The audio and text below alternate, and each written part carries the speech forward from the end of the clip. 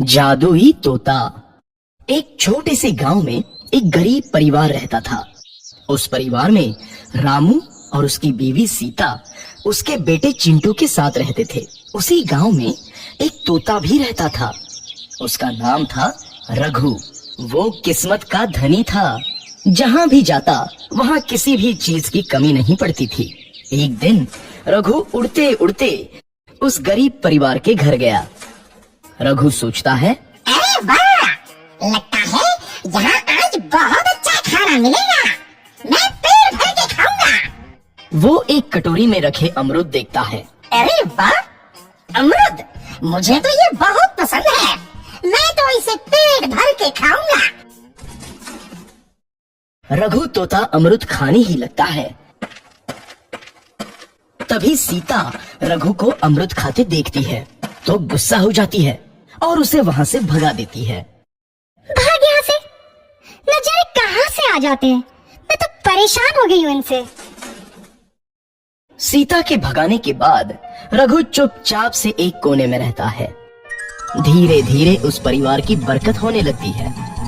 एक दिन रामू और सीता खाना खाते वक्त बातें करते हैं। आजकल हमारी बहुत तरक्की हो रही है, काम भी अच्छा चल रहा है। रामू कहता है। इस पर सीता कहती है, सच कहा, भगवान हमेशा ऐसे ही हम पर मेहरबान रहे। बेटा चिंटू भी कहता है, पिताजी मुझे खिलौना लेके दो ना, मेरे सभी दोस्तों के पास है। रामू कहता है, ठीक है, जरूर लाऊंगा। सीता कहती है, कितने खुश है सब, मेरे परिवार को किसी की नजर ना लगे। एक तरफ ऐसी बातें होती हैं, तो दूसरी तरफ रसोई में रघु तोता भी अमरूद खाते रहता है। मजा आया, अमरूद खाया, मजा आया, अमरूद खाया, मजा आया। तभी सीता रसोई में आती है और रघु तोते को अमरूद खाते देख बहुत गुस्सा होती है। सीता रघु को बाहर निकालने के लिए पिंजरे में अमरूद रखती है।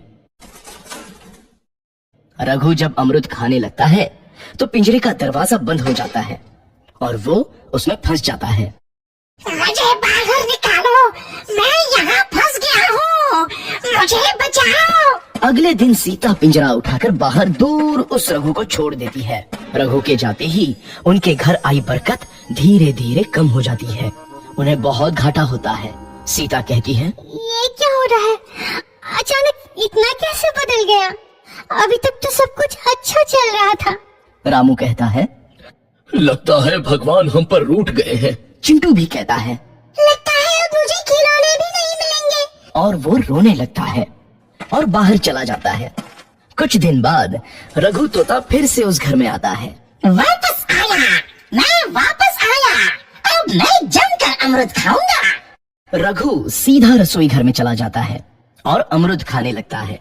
कुछ देर बाद सीता रसोई में आती है और रघु को देख कहती है, एक तो घर में पहले से इतनी दिक्कत चल रही है और ऊपर से ये तोता मुझे और परेशान कर रहा है। सीता रघु को वहाँ से भगा देती है। रघु उड़कर किसी कोने में छुप जाता है। कुछ दिन बाद धीरे धीरे उस घर की बरकत वापस आने लगती है। काम भी अच्छे से चलने लगता है। एक रात जब रघु तोता अमरूद खाने जाता है तो पिंजरे में फंस जाता है। ये लोग आखिर चाहते क्या है? एक तोते को शांति से अमरूद खाने क्यों नहीं देते? मैं कौन सा चोरी कर रहा हूँ? बस अमरूद ही तो खा रहा हूँ। तभी रामू वहाँ आता है और पिंजरे में रघु तोते को देख उसे बाहर छोड़ देता है। ये तोता भी कितना जिद्दी है, बार बार वापस आ जाता है। जैसे ही रामू रघु को छोड़ देता है, अगले दिन से फिर से उनके घर की बरकत जाने लगती है। काम में घाटा होता है। किसी को समझ नहीं आ रहा था कि ऐसा क्यों हो रहा है। रघु तोता घर आता है तो अचानक बरकत आती है और जब रघु तोता को बाहर निकालते हैं तो बरकत चली जाती है। एक दिन सीता रघु तोते के घर आने और बाहर जाने की स्थिति पर नजर रखती है। ये तोता जब भी घर आता है तो घर में बरकत आती है और जैसे ही ये घर से बाहर जाता है तो उसी के साथ बरकत भी चली जाती है। कहीं ये जादुई तोता तो नहीं है? अगली बार जब ये तोता घर आएगा तो मैं इसे कहीं नहीं जाने दूंगी। सीता रघु का बहुत इंतजार करती है, लेकिन रघु तोता दोबारा उस घर में कभी नहीं आता।